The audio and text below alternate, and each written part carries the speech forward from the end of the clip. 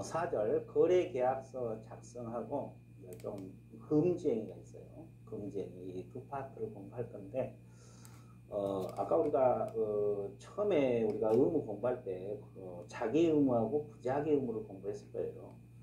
자기 의무는 어떤 해야 할 의무, 어떤 행위를 해야 할 의무, 이거 자기고 부자기는 하지 말아야 할 의무를 말합니다. 그래서 거래계약서는 작성 의무잖아요. 해줘야 돼요. 계약이 체결하면 개업공이 돼요. 그래서 이건 자기 의무가 될 것이고 금지행위 같은 경우는 하지 말아야 할 의무, 부자기 의무가 되는 것입니다. 그래서 자기 의무인 거래계약서 작성부터 들어가 볼까 합니다. 자, 칠판을 간단히 좀 보실까요? 이 갑하고 이 건축물입니다. 자, 을하고 이렇게 맺는 계약을 우리가 거래계약이란 말을 써요. 이제 매매계약도 거래계약, 임대차 계약도 거래계약, 이제 통틀어서 거래계약이란 말을 쓰잖아요. 그래서 이제 매매가 됐건 임대차가 됐건 이렇게 갑하고 을하고 맺는 계약을 우리가 거래계약이란 말을 씁니다. 그러면 이 개업공인중개사 끼지 않고 자기들끼리 직거래할 수도 있고 그래요. 근데 이제 여기서 우리는 개업공인중개사 할 일을 공부하는 거잖아요. 그래서 이제 일단은 개업공인중개사 소개로 거래가 이루어지잖아요. 그러면 개업공인중개사가 계약서를 의무적으로 작성을 해 주셔야 됩니다. 계약서 작성 의무고, 그 다음에 소속공인중개사는 계약서를 작성할 수 있어요. 확인 설명서처럼. 소속공인중개사는 할 수 있다. 가능사입니다. 의무자는 개공이고 소속공인중개사는 할 수가 있어요. 그리고 이 계약서는 중개가 완성됐을 때 하는 거죠. 이게 중개가 완성됐을 때 계약서를 쓴다. 그래서 이제 여러분들이 간단히 보시면 계약서 작성 의무자는 개업공인중개사다. 소속공인중개사는 의무는 없지만 작성할 수는 있다. 이렇게 변했고 작성 시기는 중개가 완성됐을 때. 자, 이럴 때 작성한다. 자, 이랬고 그 다음에 이제 또 우리가 하나 짚어야 될 것이 거래계약서, 매매계약서, 임대차계약서 이런 걸 말한다 그랬죠. 이 거래계약서는 표준 서식이 없어요. 표준 서식이 뭐예요? 법에 정한 서식, 법정 서식. 법에 정한 서식이 없어요.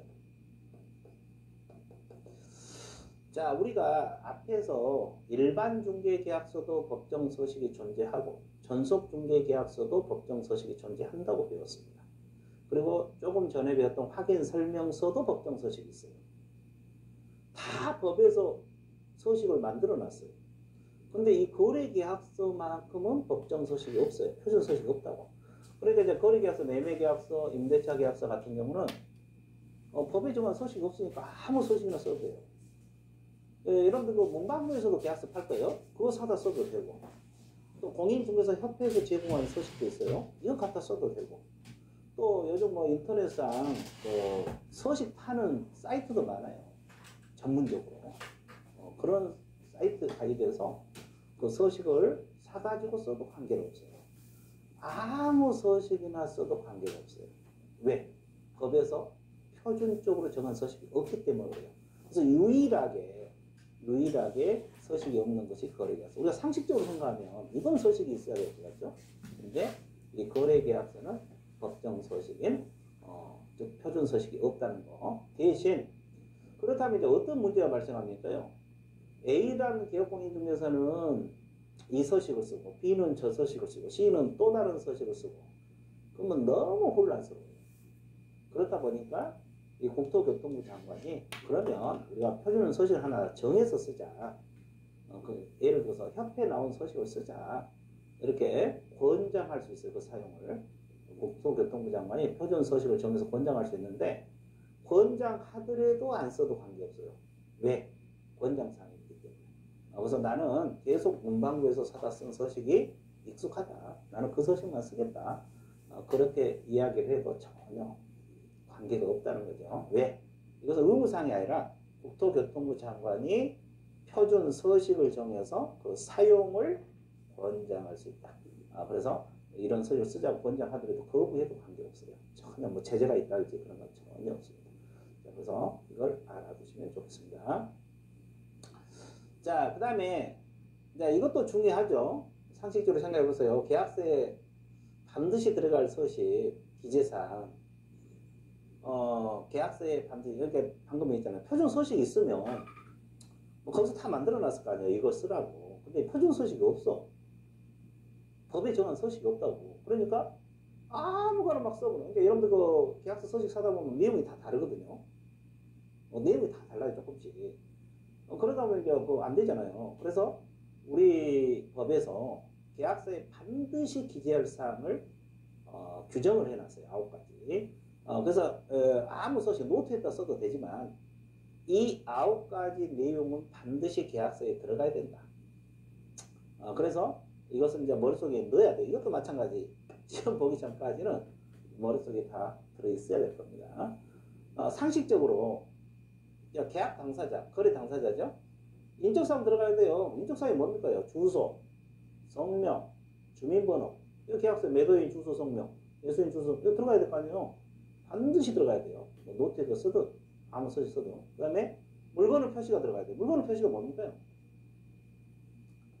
자, 상식적으로 생각해요. 어떤 물건을 사고 팔았는지 특정을 시켜야 되잖아요. 그러니까 물건의 표시가 소재지랄지, 면적이랄지, 뭐 토지 같은 거 지목이랄지 이런 거 계약서 써야 될 거 아니에요. 이거 써야 되고. 그 다음에 계약일이 또 반드시 들어가야 돼. 계약일. 이 계약일이 반드시 필요적 기재사항으로 들어갑니다. 반드시 들어가야 되고. 그 다음에 또 상식적으로 생각해 보세요. 얼마에 사고 팔았는지는 알아야 될 겁니까? 그래서 이제 총 거래 금액을 적어야 되고. 여기는 예전 금액이 아니라 거래 금액입니다. 계약서니까. 우리가 중개계약서 같은 경우에는 거래 예전 금액이 나오잖아요. 아까 확인 설명도 그렇고. 근데 여기는 거래 계약이기 때문에 거래 금액을 얼마에 사고 팔았는지 매매 같으면 이 거래 금액을 반드시 들어야 되고, 그 다음에 계약금 보통 한 10% 정도 되잖아요. 그리고 지급일자 등 지급에 관한 사항. 뭐 지급에 관한 사항 등 속에는 뭐 지급 방법이랄지 이런 게 다 들어있어요. 뭐 일시불로 지불할 것이 분할 지불할 것인지. 부동산 워낙 단위가 크기 때문에 분할 지불 많이 하잖아요. 일시불로 할 수도 있어요. 그러죠? 보통 이제 계약금, 중도금, 잔금 넘어가는데 계약금, 잔금 이렇게 넘어갈 수도 있는 거고. 이런 내용들이 계약서에 반드시 들어가 줘야 되고. 그 다음에 물건은 인도 일시가 들어가야 돼요. 보통 물건은 잔금 지불할 때 많이 넘겨주잖아요. 근데 그 인도 시기, 인도 일시가 반드시 계약서에 들어가야 되고. 자, 권리 이전의 내용이 들어가야 되는데, 뭐 소유권 이전된지, 뭐 임차권이 이전되는지, 또 매매할 때 그런 권리를 안고 이전할 것인지, 또 제거하고 완전한 소유권을 이전할 것인지, 이런 내용 또 계약서에 반드시 들어가야 되고. 그 다음에 여러분들 계약을 체결할 때 계약에다가 조건이나 기한을 붙일 수 있어요.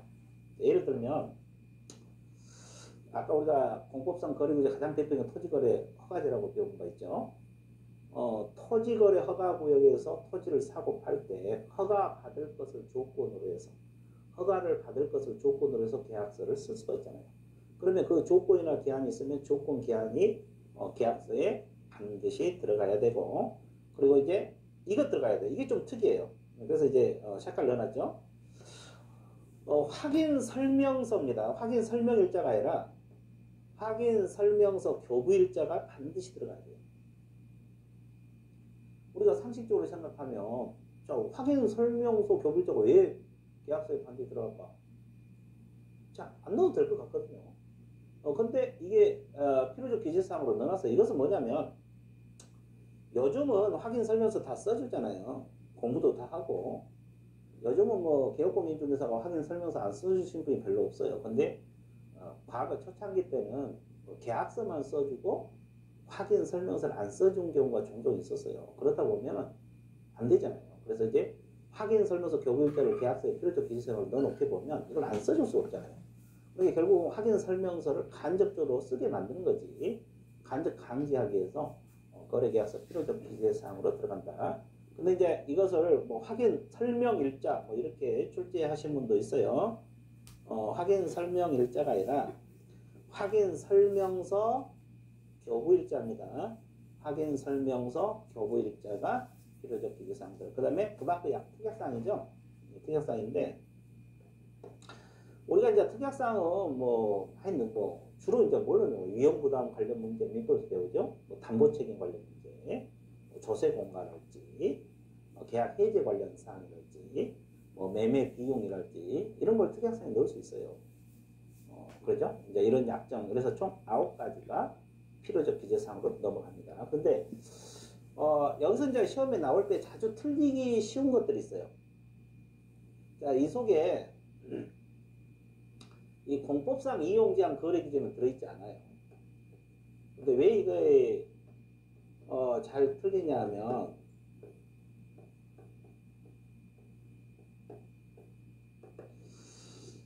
공법상 거래 규제 가장 대표적인 게 아까 토지거래 허가제라고 그랬고 이용제한 가장 대표적인 개발 제한구역이라고 그랬잖아요. 이렇게 내가 이제 하나 예를 들었는데 여러 가지 있겠지만 우리가 이 공법상 이용 제한하고 거래 규제 같은 경우는 확인 설명사항에도 있고 확인 설명서에도 쓰고 전속 중개 계약서도 있고 그래요.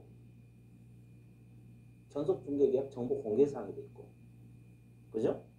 근데 거래 계약서는 없어. 그럼 이제 왜 이게 흔들리냐면 우리가 확인 설명 공부하거나 전속 중개 계약 정보 공개할 때는 이용 제한 거래 규제는 막 머릿속에 외워놨잖아요. 외워놨어. 이용 제한은 정보 공개 된다. 확인 설명 된다. 확인 설명서 쓴다.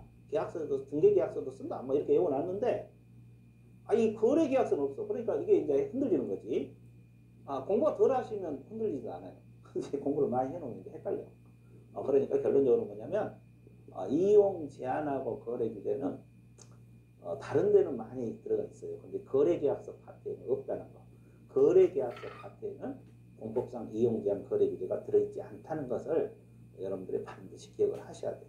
그리고 이제 이 나머지 것들도 생각을 하면 돼요. 여러분들 계약서를 좀 보신 분들은 이거 억지로 암기하지 않더라도 대충 알아요. 계약서를 몇 번 보신 분들은 대충 이런 것이 들어있더라.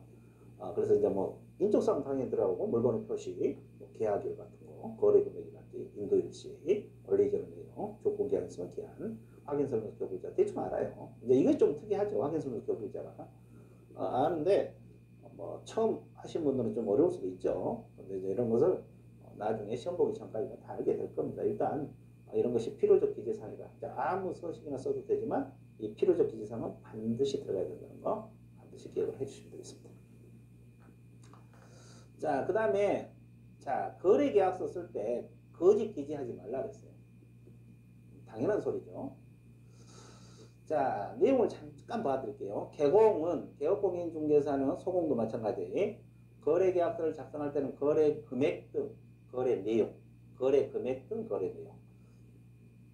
자, 금액은 A죠. 이 등 속에는 여러 가지가 있겠죠. 거짓으로 기재하거나 둘 이상의 거래계약서를 써서는 안 돼요. 이중계약서 쓰지 말라는 거예요. 이중계약서 쓰지 말라는 거예요. 계약서 쓸 때 우리가 업계약서랄지 다운계약서랄지 이런 거 많이 쓰잖아요. 이런 거 하지 말라는 거죠. 이걸 하다 걸리면 개업공인중개사는 어떤 제재 들어간지 아세요?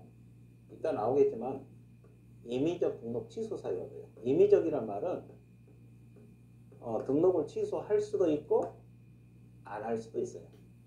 근데 징역 벌금은 없어요. 근데 이제 시험 출제자가 개공이 거짓 기재하거나 이중계약서 쓸 때 등록도 취소되면 징역 벌금 들어간다 이렇게 문제 넣으면 또 1년 이하의 징역 1천만 원의 벌금이다. 그러면 수험생들 잘 속아 넘어가요. 징역 벌금은 없다는 겁니다. 등록 취소 사유밖에 안 돼요. 임의적입니다. 물론 임의적 등록 취소는 전부 다 업무정지도 될 수가 있어요. 이게 등록 취소 안 하고 업무정지를 내릴 수도 있다는 거지. 이것은 이제 나중에 배우겠지만 일단 업무정지 될 수도 있어요. 근데 징역벌금 사유는 아니다. 근데 이제 수험생들이 징역벌금 내놓으면 좋다고 찍어 나와요. 꼭 징역벌금이 있을 것 같거든. 없어요.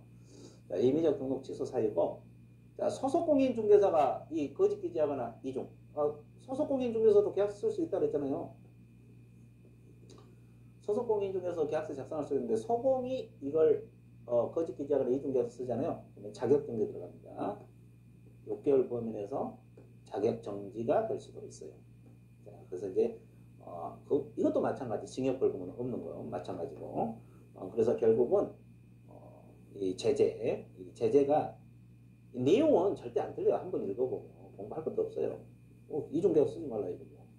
근데 이 제재가 나왔을 때 수험생들이 자주 틀리더라. 그러니까 거짓 기재하거나 이중계약 썼을 때는 개업공인 중에서는 임의적 등록 취소, 임의적 등록 취소는 전부 업무정지 될 수 있습니다. 소속 공인 중에서는 자격정지가 될 수 있다는 거, 이런 게 다시 한번 상기시켜 주시고. 자, 그 다음에 거래계약서, 이것도 서명 및입니다. 및. 자, 우리가 확인설명서도 아까 서명 및 날인이라고 했잖아요. 거래계약서도 마찬가지 서명 및 날인해야 된다. 그러면 이것을 이제 우리 과목에서 서명 또는 날인도 있고 및도 있다 그랬죠. 근데 공부하는 건 간단해요. 확인설명서하고 거래계약서만 서명 및 날인이에요. 다시 확인설명서하고 거래계약서만 서명 및 날인이고, 뭐 일반 중개계약서랄지 전속중개계약서랄지 부동산 거래계약 신고서랄지 이런 거 전부 서명 또는 날인이에요. 그러니까 간단하게 공부하는 방법은 확인설명서하고 거래계약서만 서명 및 날인이라는 거 알고 있습니다. 그럼 나머지 내용들은 전부 서명 또는 날인이라는 거, 서명 또는 날인이라는 거, 이렇게 정리를 해놓으면 공부하기 아주 간단합니다. 시험도 자주 나와요. 근데 이제 잘 안 보이지. 문제 풀 때 그걸 자기 신경을 안 쓰면 안 보여요. 그래서 우리 공인중개사법은 내가 강조한 것들을 공부를 하셔야 돼요. 과목마다 공부하는 방법이 다르다 그랬어요. 그래서 이 같은 방법을 하다 보면 점수가 안 나올 수도 있어요. 내용은 알지라도. 그러니까 우리 공인중개사법은 내가 짚어준 잘 하셔야 돼요. 그래야지 점수가 집계되는 겁니다. 그래서 여기서는 서명 및 날인. 자, 보세요. 개업공인중개사하고 당해중개라는 소공은 함께, 소공이 같이 일해서 함께 서명 및 날인을 해야 된다. 그리고 이제 법인 같은 경우는 대표자고 분사항소는 책임자가 하게 되는 겁니다.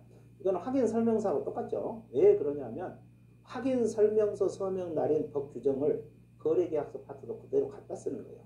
그러니까 똑같을 수밖에 없죠. 그래서 확인설명서하고 거래계약서는 서명 및 날인. 그죠? 나머지는 서명 또는 날인. 이렇게 공부하시고 중개인이랑 소공이 있으면 같이 개업공이 함께 서명 및 날인해야 됩니다. 법인 같으면 대표자가 하는 거고 분사함소는 책임자가 하는 겁니다. 자, 그 다음에 거래계약서는 몇 분 작성해야 되냐? 자, 우리가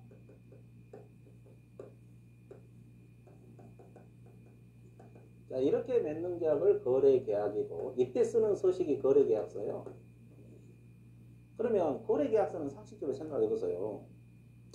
일단 매매 같으면 매도인 하나 가져야 되잖아요.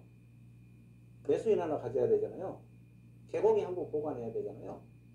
그러니까 세부 이상이지. 그죠? 세부 이상.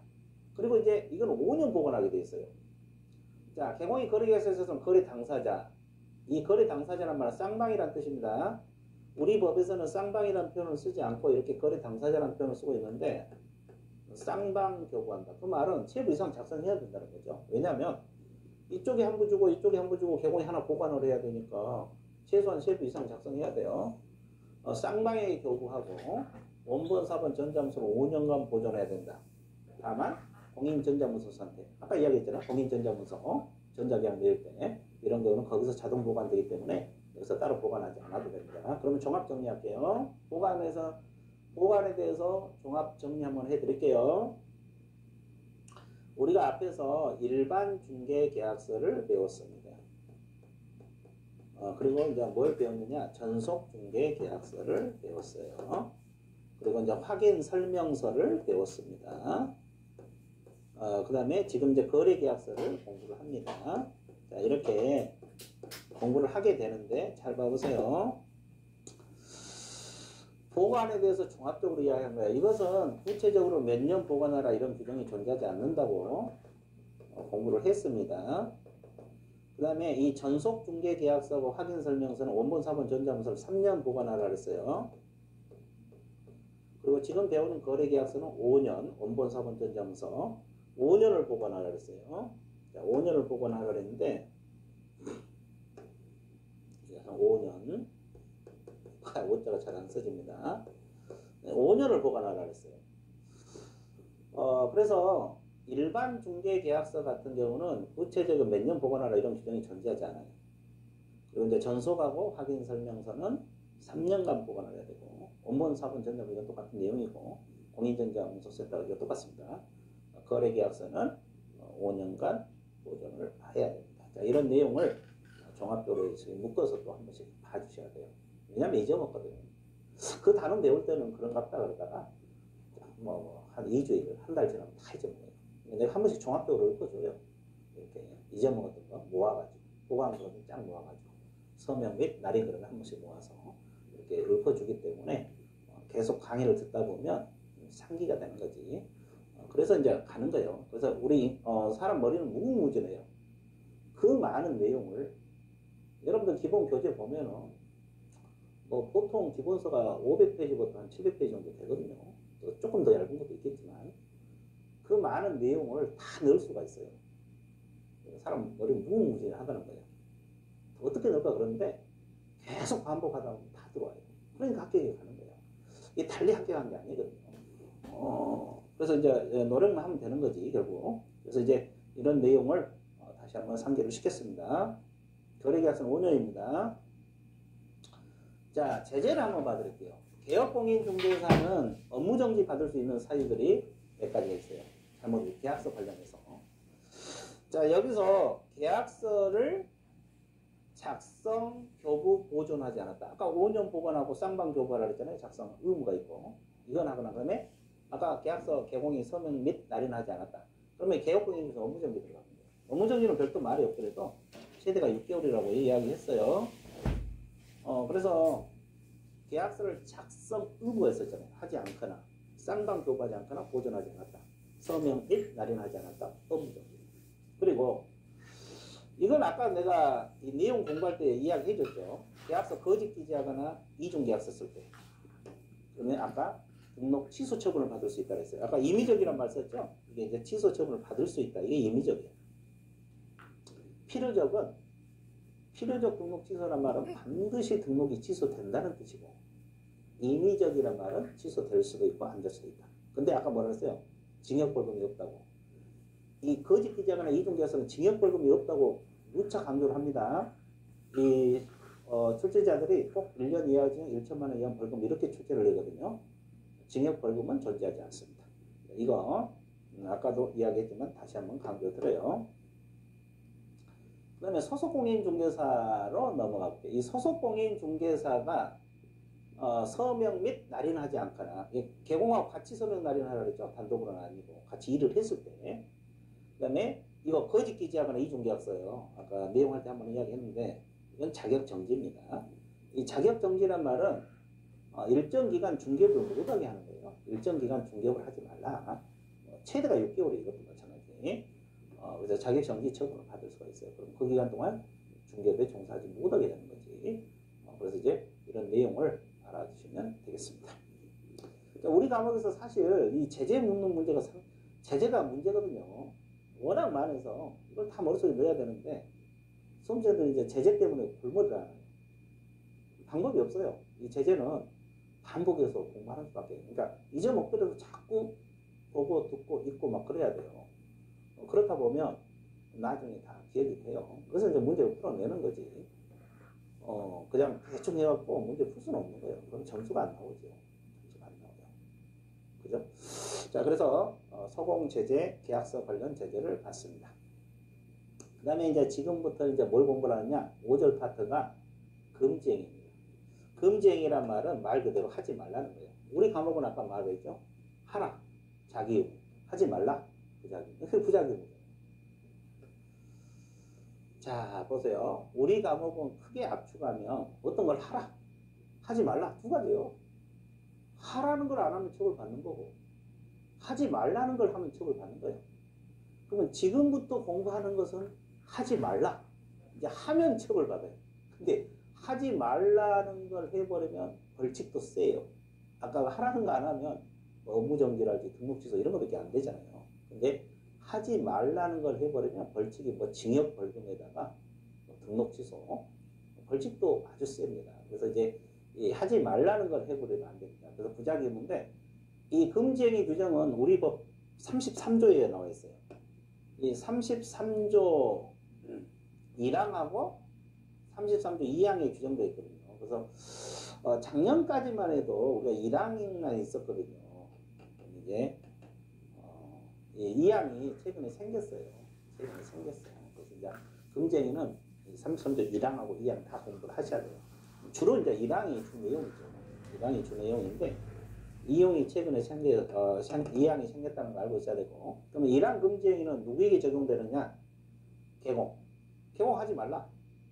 또 법인은 사원님은 하지 말라. 우리가 사원님은 기억납니까? 앞쪽에서 배웠는데 이 법인은 사원이라는 것은 합자 한 명에서 무한책임 사원. 다시 강조드립니다. 이 지금쯤 되면 또 잊어먹었을 거예요. 그러니까 또 한번 해. 자, 임원은 주식회사에는 이사 감사를 말한다. 우리가 분명히 앞에서 공부하고 넘어왔습니다. 그러면 이 용어 같은 경우도 잊어먹어. 그럼 다 뭘 읊어줘? 시간 지나면 한 번씩 읊어주면 또 기억이 되는 거지. 그래서 이제 이 하지 말라는 이 33조 1항 금지는 개업공인중개사에게 적용되고, 법인의 사원 임원에게도 적용되고, 소속공인중개사도 하면 안 되고, 자격증 없이 취업한 보조원에도 적용된다. 그러니까 이분들은 금지행위 하면 안 되는 거예요. 적용된다는 거예요. 보조원도 금지행위 하면 안 되고, 앞으로 배울 내용, 소공도 안 되고, 임원 사원도 안 되고, 개공도 안 된다. 근데 이 33조 1항은 일반인에게는 적용되지 않아요. 일반인에게는 적용되지 않아요. 그러니까 결국 뭐예요? 개공 등에게 적용되는 거예요. 33조 1항은 개공 등에게 적용되는 거고 일반인에게 적용되지 않아요. 근데 이제 최근에 33조 2항이 생겼다 그랬잖아요. 2항은 거꾸로 의뢰인들에게 적용돼요. 의뢰인이나 일반인에게. 정반대죠? 33조 1항은 중개업을 하신 분들이 하지 말라는 거고 33조 2항은 일반인들이 하지 말라는 거예요. 그러니까 예를 들어서 요즘 다만 막 이러잖아요. 강남에서 아파트가 비싸잖아요. 자, 우리 아파트 주민들이 합체를 해가지고 저 중개업소에게 매물 내놓지 말자. 이렇게 담아버리고 있었어요. 왜? 저 중개업소는 우리 아파트 주민들을 이익을 준 게 아니라 해를 끼친다. 왜? 물건을 싸게만 중개하려고 한다. 그러면 일정 가격 이하로 내놓지 말자. 우리 아파트 주민들이 담합을 해가지고 아예 저 중개소를 왕따를 시켜본다 할지. 이런 게 워낙 비일비재하다 보니까 이게 생긴 거죠. 이 항이. 그러니까 거꾸로 이것은 이 항은 일반인들에게 적용되는 거예요. 일반인들이 잘못하면 처벌받는 거예요. 징역 벌금 들어가요. 그래서 최근까지만 해도 이제 이분 중개업 하신 분들만 하지 말라는데 일반인들에게도 이 제재를 부과하는 거지. 이제 우리 공인중개사법에서 징역 벌금 이런 벌칙 규정을 만든 거지. 그래서 이제 여러분들이 이걸 공부를 하셔야 돼요. 그래서 우리 과목에서 중요한 단어 중에 하나요. 우리가 뭐 결격 사유 중요하죠. 금지행위. 우리 과목에서 가장 공인중개사법도 대표적인 단어네요. 그래서 반복해서 공부를 해주시면 돼요. 이제 내용 하나씩 짚어볼 텐데 33조 1항부터 짚을 거예요. 33조 1항부터 짚을 겁니다. 자, 33조 1항 공인중개사법을 말합니다. 1항에 따른 금지행위 첫 번째가 중개 대상물 매매를 업으로 하지 말라 이렇게 나왔어요. 자, 그럼 그대로 해석해 보세요. 중개 대상물이 우리가 첫째 시간에 뭐라고 배웠습니까? 토지, 건축물, 그 밖에 토지 정착물, 임목, 광업대당, 공장대당. 매매는 사고 파는 거. 그러면 첫째 시간에 업이라는 거 뭐라고 했어요? 여러 번 한 거. 여러 번. 한 번 한 게 아니라 여러 번. 그러니까 중개 대상물, 즉 토지, 건물 이런 거 계속 사고 파는 행위를 하지 말라는 거예요. 계속 사고 파는 행위를 하지 말라. 그죠? 그러면 개업공인중개사가 왜 이런 행위를 할까? 생각을 해보세요. 왜 하겠어요? 돈 벌려고 하겠죠. 생각을 해보세요. 프리미엄 주고. 이걸 주택이라고 가정해볼게요. 주택을 이 사람이 내놨어요. 근데 개공이 샀어. 그럼 파는 사람을 매도인, 사는 사람을 매수인. 근데 누가 샀냐? 개업공인들. 개공은 중개하라는 거예요. 남에게 물건을 중개하라는 것이지 자기가 사들었어요. 근데 생각해보세요. 자기가 살 집 살 수도 있죠. 그러면 자기가 살기 위해서 사는 건 되잖아요. 왜? 계속이 아니니까. 우리 업이란 것은 계속하는 거잖아요. 그러니까 이 사람이 한 번 사들인 것은 금지행위로 처벌받지 않아요. 근데 이제 계속 사고 되팔고 하면 금지행위로 처벌받는다. 이 말이에요. 업이란 것은 계속성을 말해요. 계속성. 그러면 왜 개업공인 중에서 계속 사고 되팔고 하겠어요? 돈 벌려고 하겠죠. 중개해가지고는 돈이 안 되니까 이 1억짜리 물건 사가지고 1억짜리 물건 사갖고 한 달 후에 2억 팔아먹었어. 1억 남잖아요. 중개해가지고 얼마 벌어? 한 300만 원 벌면 자기가 직접 사서 되파니까 1억씩 번다. 재밌어. 근데 그런 행위를 계속하면 걸린다 이 말이에요. 하지 말라. 그러면 개업공인중에서 뭐 하라는 거예요? 중개하라는 거예요. 남에게 물건 소개해주라는 것이지 중개하라는 거죠. 그러니까 중개 대상으로 매매를 업으로 하지 말라. 근데 이 조항을 항상 해석할 줄 알아야 돼요. 근데 이제 만약에 이 사람이 의뢰인이잖아요. 의뢰를 했어요. 만약에 이 개공이 의뢰를 했을 때는 한 번만 해도 금지 행위로 걸려 들어가요. 직접거래 들어갑니다. 직접거래. 나중에 뒤쪽에서 직접거래라고 나오는데 직접거래 들어가요. 근데 이것을 업으로 한 것은 의뢰인이 아닌 사람하고 했을 때, 그러니까 이것은 항상 의뢰인이 아닌 자란 말이 머릿속에 박혀 있어야 되고, 자기 고객하고 거래해버리면 직접거래로 벌칙도 3년하고 3천이에요. 근데 이것은 1년하고 1천이에요. 지금 우리가 이거 하는 것은 징역벌금이 1년 이하 징역 1천만 원밖에 안 되거든요. 자, 그래서 의뢰인이 아닌 자 물건을 계속 사들이면 1년하고 1천 징역벌금 한 번 하면 처벌도 안 받아. 근데 자기 고객 물건을 사들이면 한 번만 거래했더라도 금지행위로 직접 거래 들어가고 벌칙도 3년하고 3천만 원 이하 벌금이 들어갑니다. 의뢰인하고 하면 무조건 안 돼. 근데 1번 지문은 항상 의뢰인이 아닌 자라는 거에 머릿속에 박혀 있어야 돼요. 그럼 이제 법정 중개 대상물은 방금 내가 이야기했지만은 여기 있잖아요. 토지, 건축물, 그 밖에 토지, 정착물, 임목, 방업재단, 공장 이걸 계속 사들이지 말라 이 말이에요. 그러면 생각을 해보세요. 자동차는 법정 중개 대상물 속에 들어있지 않잖아요. 이게 자동차를 계속 사고 되팔으면 금지행위 안 걸려. 법정 중개가 아니기 때문에. 그리고 이 분양권, 우리가 분양권을 중개할 수 있다 그랬어요. 중개. 근데 이걸 계속 사들이면 이 분양권은 건물하고 똑같다 그랬잖아요. 장래 건물이라 그래서. 우리가 첫째 시간에 분양권은 건물하고 똑같아요. 장래 건물. 그러면 건물 계속 사들이면 걸리잖아요. 이게 분양권도 중개를 할 수 있지만 이걸 계속 사들이면 걸려. 분양권은 중개하는 것이지 계속 사들이면 걸립니다. 이것도 1년하고 1천 금지행위에 들어간다. 이것도 주의해 줘야 되고, 또 하나 금지행위는 여기서 뭐라고 표현했어요? 매매를 업으로 했을 때 금지행위라고 걸린다 그랬어요. 그러면 역으로 임대를 업으로 했다. 이건 금지행위 안 걸려요. 임대사업은 금지행위 안 걸려요. 그러면 근데 주의할 거 있어요. 우리가 앞에서 법인 개업공인 중에서는 임대사업을 못한다 그랬어요. 그것은 왜 못하냐면 금지행위 때문에 못한 게 아니라 겸업 때문에 못하는 거고, 겸업 위반으로 못하는 거고, 임대사업을 해도 금지행위 걸리지 않아요. 만약에 임대사업이 금지행위 걸려버리면 법인이 아니라 개인 개공도 임대사업을 못할 거예요. 근데 우리가 앞에서 개인 개공들은 경업이 자유롭기 때문에 임대사업을 할 수 있다 그랬잖아요. 그래서 여기서 임대를 업으로 하는 것은 금지행위에 들어가지 않아. 그래서 개인 개업공인 중개사는 중개업하고 임대를 같이 할 수 있어요. 근데 법인은 경업 때문에 못한 것이지 금지행위 때문에 못한 게 아니에요.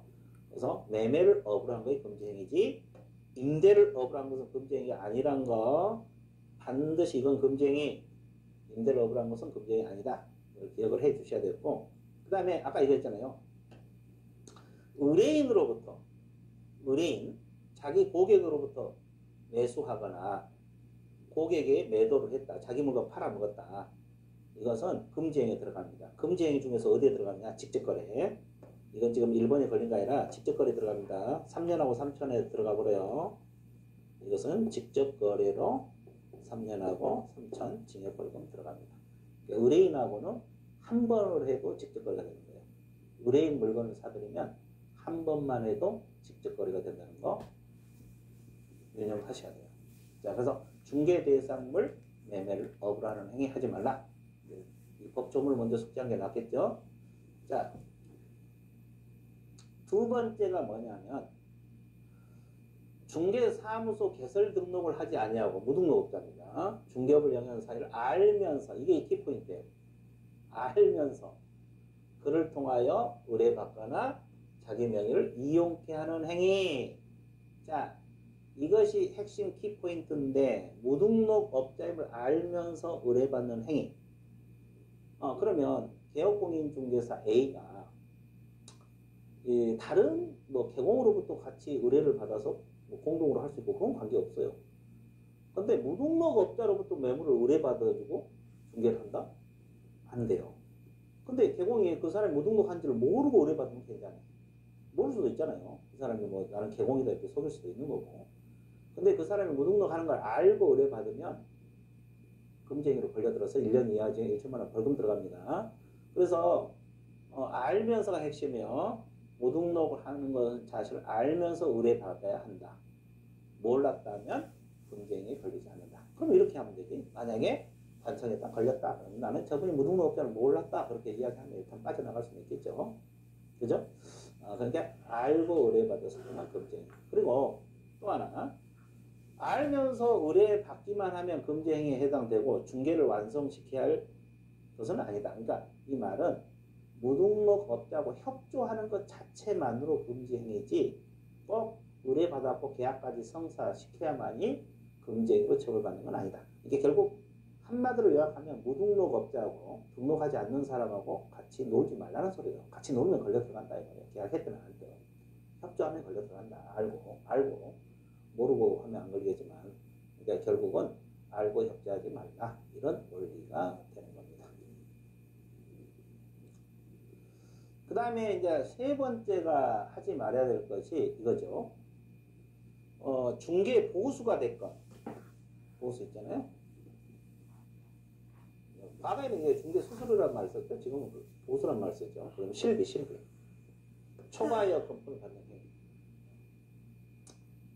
그러면 이 보수라는 건 노력에 대한 대가고 실비는 뭐예요?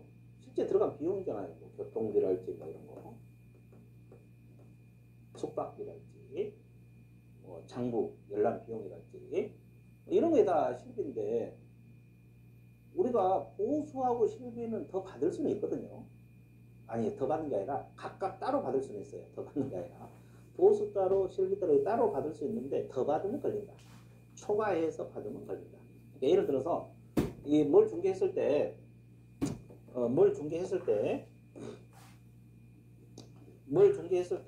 이 보수가 100만 원이다. 그러면 150만 원 걸려 들어가요. 실비가 원래 70만 원 들어갔어요. 그러면 이렇게 보수 따로 실비 따로 170만 원 받으면 적법이에요. 근데 보수가 될까? 보수 100만 원인데 150만 원 받는다 할지 실비가 70만 원 들었는데 80만 원 받아낸다면 걸린다 이 말이에요. 그러니까 결국 뭐냐면 보수를 더 받아도 걸려 들어가고 실비를 더 받아도 걸려 들어간다. 보수를 더 받아도 걸리고 실비를 더 받아도 걸리고 그 위에 금품을 더 받아도 걸려요. 그럼 이제 더 받지 말라니까 그래 보수 100만 원 받고 뭐 인사동에 서울 인사동 뭐 골동품 하나 더 받았다. 걸려 들어가. 골동품 더 받아도 또 금으로 된 행운의 열쇠를 받았다. 걸려 들어가. 금이잖아요. 행운의 열쇠지만 금이잖아요. 다 걸려 들어가요. 그러니까 결국 뭐냐면 보수 금품 더 받지 말라는 거죠. 절대 더 받으면 안 돼. 그래서 이제 그런 내용을 공부하는 거예요. 근데 이제 주의할 사항들이 몇 가지 있어요. 여기 쭉 정리를 해놨는데 한번 봐드릴게요. 중개업 보수인 보수를 법적 한도를 초과하여 받아야 금지행위에 해당된다. 그런데 이 분양대행, 우리가 분양대행은 경업이잖아요. 경업. 권리금, 중개대상물이 아니잖아요. 이런 것은 금지행위 안 걸려요. 많이 받아도. 여러분들 그 주택하고 상가 분양 대행할 수 있잖아요. 분양 대행을 해주고 받는 것은 중개업이 아니잖아요. 그러니까 많이 받아도 안 걸리고 이 권리금 같은 경우는 중개 대상물이 아니에요. 중개 대상물이 아니기 때문에 권리금에 대한 보수는 많이 받아도 초과보수에 걸리지 않습니다. 그리고 이제 방금 이야기했지만 보수를 더 받아도 걸리고 실비를 더 받아도 걸린다는 거. 그 다음에 순가중개계약은 이제 나중에 배울 거예요. 이것은 뒤쪽에서 배울 테니까 지금 뭐 내가 자세히 설명 안 할게요. 근데 이제 순가중개계약 맺은 것 자체만으로는 금지행위 아니에요. 근데 더 받았을 때는 금지행위입니다. 순가중개계약은 이제 뒤쪽에서 다시 설명드릴게요. 지금은 이렇게 말아두세요. 순가중개계약 맺은 것 자체만으로는 금지행위가 되는 게 아니고 순가중개계약을 맺어서 보수가 초과됐을 때 금지행위로 처벌받는다. 일단 그렇게만 정리하세요. 순가중개계약 개념은 나중에 받을게요. 그 다음에 더 받는 거 유형을 보면 금전 더 받아도 걸리고 물건 더 받아도 걸려도 그죠? 따라서 미술작품을 더 반납받는다든지 금으로 된 행운의 열쇠를 받는다든지 공유 지분을 더 받는다든지 골동품을 더 받는다든지 기타 등등 자동차를 하나 더 받는다든지 다 걸려 들어가요. 결국은 더 받지 말라는 거예요. 그러면 이렇게 생각하고 있어요. 의뢰인이 준다 그랬는데 원래 보수 100만 원인데 의뢰인이 200만 원 주겠다. 의뢰인이 가져가라 해서 가져왔어. 그럼 걸리겠습니까? 의뢰인이 더 가져가라. 걸리겠습니까? 걸려요. 또 걸려. 문제가 되면 걸려. 물론 이제 뭐 의뢰인이 스스로 줬으니까 안 걸릴 수가 있겠지. 그 사람이 뭐 고발한다든지 그러진 않겠지. 근데 만약에 그것이 나중에 문제화 됐을 때는 금지행위로 처벌받게 됩니다. 1년 이하징역 1천만 원 벌금 들어가요. 그러니까 합의를 해도 안 되고 가져가라 사정을 해서 가져와도 금지행위 걸려 들어간다는 거. 그 다음에 이제 이것은 뭐냐면 당해 중개 대상으로 거래상의 중요사항. 거래상의 중요사항이 중요한데 이 중요사항을 속이지 말라는 거예요. 거짓 때문에 그박그박 의뢰인의 판단을 거치겠다. 이 말은 물건의 중요사항을 속여서 중개하지 말라. 이 말이에요. 물건. 그러면 중요사항이 뭐냐? 중요사항이 뭐냐? 여기 이제 구체적으로 안 나와 있죠. 이 중요사항이 뭐냐면 예를 들어보면 말 그대로 기본적 사항이다. 기본적 사항이 아까 내가 이 단어 애우라 그랬죠? 중요하다고. 기본적 사항이 뭐예요? 소재지, 면적. 뭐 이런 거 다 중요사항이었던 거죠. 그러니까 물건 소재지를 속여서 중개한다 할지 면적을 속여서 중개한다 할지 이게 중요사항이에요. 이거 거짓 때문에 이거 속이는 거죠. 이걸 속여서 중개하면 걸려 들어가요. 근데 지금 우리가 지금 4가지 배웠잖아요. 매매를 억울하지 말라, 무등록업자하고 협조하지 말라, 보수실비 더 받지 말라, 거짓말하지 말라 이건데 지금까지 배운 것 중에서 이게 판례가 되게 많아요. 이 금지행위는 이 판례가 가장 많아요. 이거요. 4번.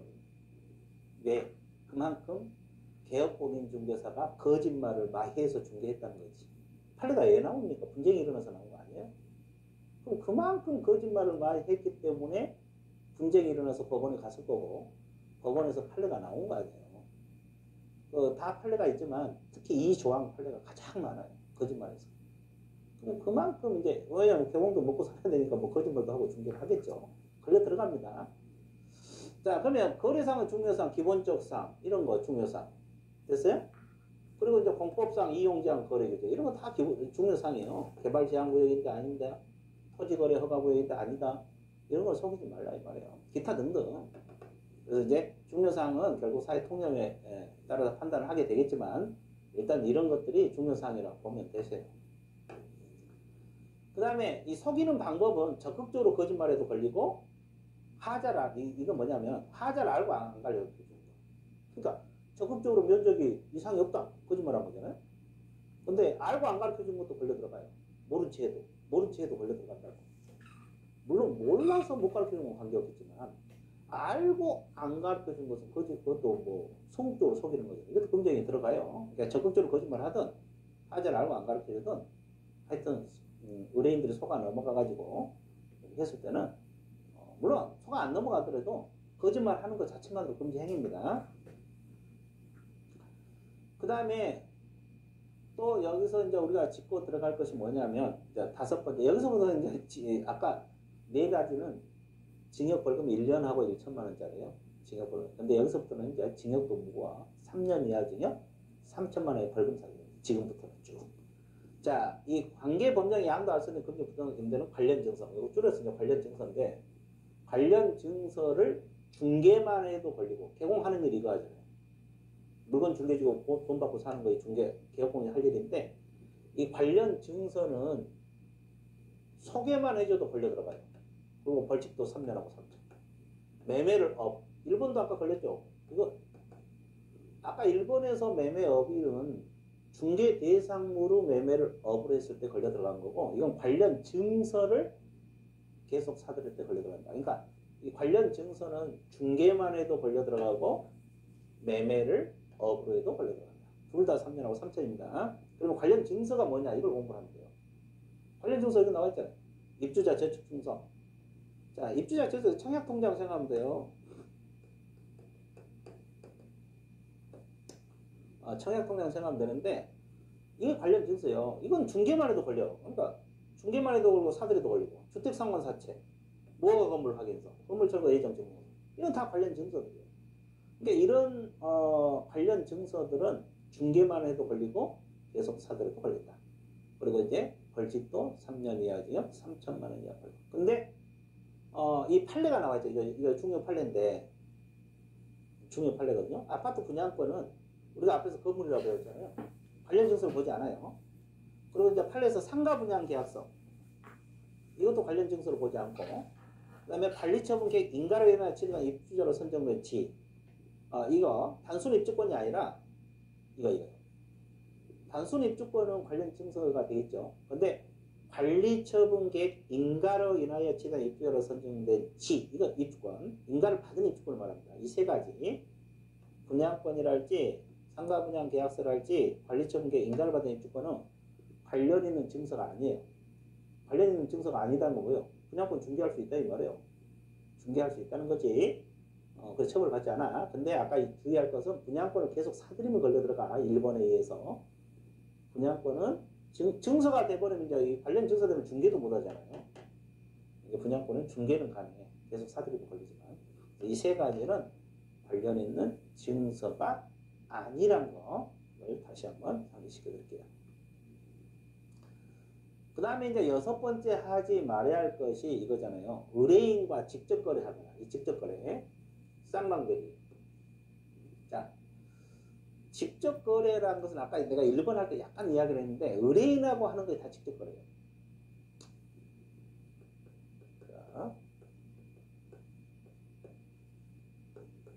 자, 이 사람이 이 건물 팔고 싶으니까 중개해달라 그러는데, 개공이 중개를 해야 되는데 마음에 드니까 이걸 샀어. 한 번만 사더라도 이건 직접 거래예요. 여러 번 해도 직접 거래고. 그러니까 의뢰인하고 하면 무조건 직접 거래예요. 의뢰인하고 하면 무조건 직접 거래가 되고 그래요. 한 번 해도 직접 거래, 여러 번 해도 직접 거래. 그러니까 아까 1번은 의뢰인이 아닌 자고 하는 걸 말하고, 의뢰인하고 하면 무조건 직접 거래요. 의뢰인. 그래서 이제 직접 거래가 돼서는 의뢰인으로부터 의뢰를 받아야 된다. 의뢰가 있어야 된다는 거지. 그래야 직접 거래 들어가. 한 번 해도 직접 거래, 여러 번 해도 직접 거래. 됐어요? 그러면 자, 의뢰인의 범위는 누구냐? 대부분 소유자가 의뢰를 해요. 건물 주인이 의뢰를 한 걸 사들여도 걸리고, 또 대리인이 의뢰를 한 걸 사들여도 걸리고, 또 수임이 사들인 걸 거래를 해도 걸려요. 즉 사들여도 걸려요. 그래서 의뢰인하고 하면 무조건 직접 거래다. 그리고 의뢰인이 동의를 하였어도 직접 거래로 걸려 들어가요. 그러니까 결국 뭐냐면 자기 고객하고 거래하지 말라. 중개를 해야지 사들이지 말라. 근데 생각을 해보세요. 개업공인 중개사는 그 지역에서 중개를 하고 있잖아요. 그래서 그 매물이 싼지 안 싼지를 다 알고 있어요. 그러면 여기서 의뢰인들이 급하게 돈이 필요해서 싸게 내올 수도 있잖아요. 그러면 개공이 그걸 사놓으면 좋을 거 아니에요. 심지어 뭐 몇 억씩 싸게 내놓은 경우도 있잖아요. 그럼 의뢰인이 그거 딱 하나 사놓으면 한 두 달 기다렸다 되팔면 몇 억을 볼 수 있는데 안 사겠어요? 걸린다 이 말에 걸린다. 그럼 어떻게 해야 되냐?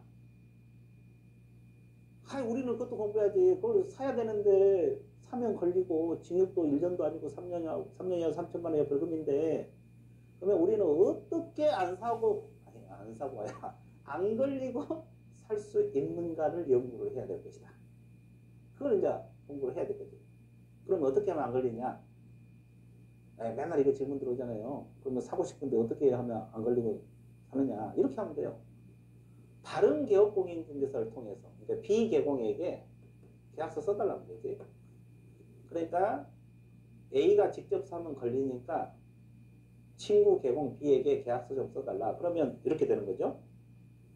이렇게 계약이 되는 거죠. 이 사람이 매도인이 되고 이 A가 개공이 아니라 매수인이 되는 거고 B가 개공이 되는 거예요. 그러면 결국 다른 개공을 끼워서 사거나 팔면은 적법이에요.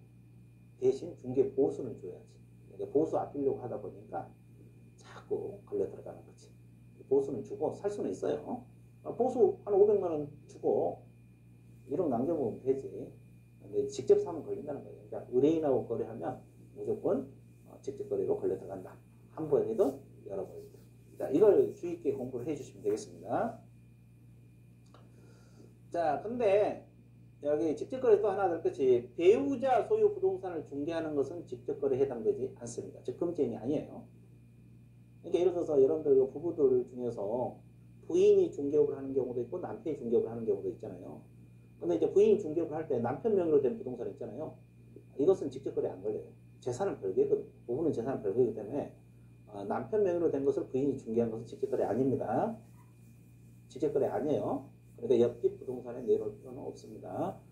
그거 이것도 중요하고 그 다음에 다른 개공을 중개로 거래하는 건 금지행위 안 된다. 이것도 중요하고 판례입니다. 그래서 아까도 이야기했지만 판서에서 얘기했잖아요. 그래도 사고 싶다면 다른 개공을 통해서 사라. 팔 때도 자기 물건 팔 때도 다른 개공을 통해서 팔아라. 그래서 이제 그 중개업소 주인들은 자기 물건 팔 때 직접 안 팔아요. 다른 중개업소에 내놔요.